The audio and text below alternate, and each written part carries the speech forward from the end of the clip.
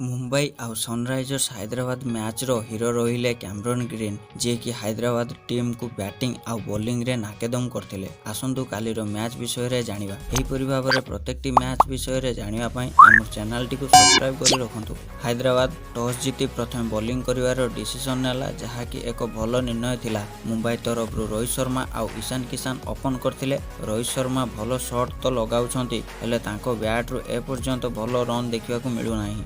से 18 बॉल रे 28 रन बने आउट होइतिले। ईशान किशन भी 38 रन बनैतिले मात्र जहा कि बहुत स्लो थिला। सूर्य कुमार यादव केवल गोटे 6 लगाई आउट होइतिले किंतु हैदराबाद रो टेंशन बढ़ाइतिले कैमरन ग्रीन आउ तिलक वर्मा। कैमरन ग्रीन को मुंबई 17.5 कोटी टंका रे किनिथिला जहार हिसाब से काली रो मैच टू दबा स्टार्ट कर दैछंती।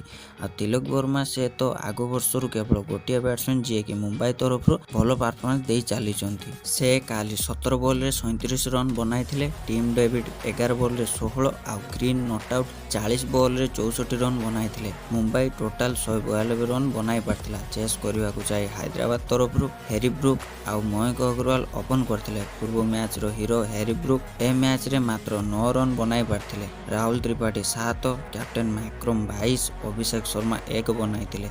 मुंबई टीम जोठी विकेट हराउ नथिला सेठी हैदराबाद टीम रो विकेट पर विकेट पड़ी चलथिला।